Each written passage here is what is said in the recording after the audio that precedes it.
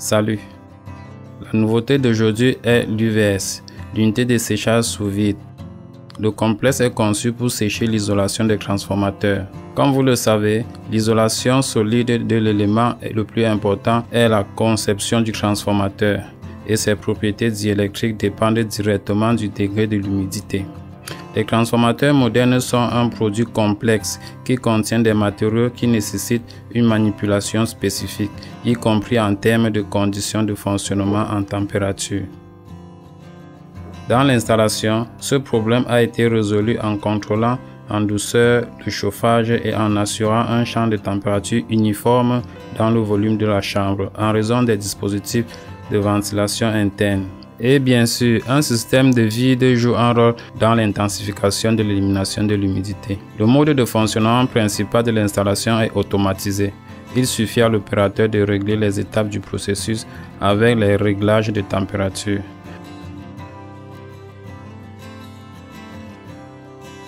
Le temps de maintien et le niveau de vide.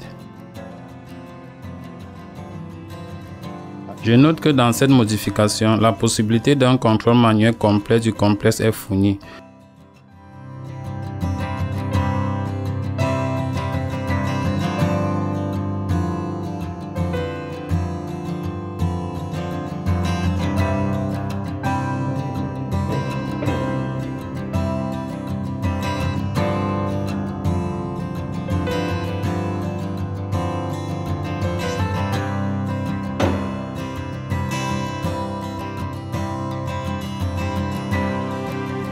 Comme vous le comprenez, en principe, l'armoire peut être utilisée pour sécher non seulement l'isolation des transformateurs, mais le produit peut être modifié pour d'autres processus.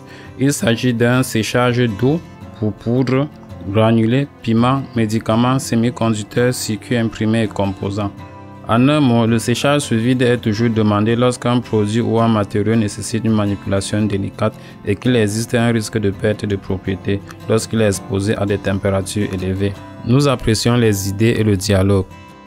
Dites-nous quelles solutions techniques vous semblent réussies, à quel point la duplication du système de contrôle est-elle justifiée, quelle perspective de système de chauffage infrarouge a-t-il par rapport au prix de l'air et quoi d'autre aimeriez-vous automatiser?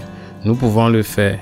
Nous attendons vos commandes au www.globecorp.com. Au revoir.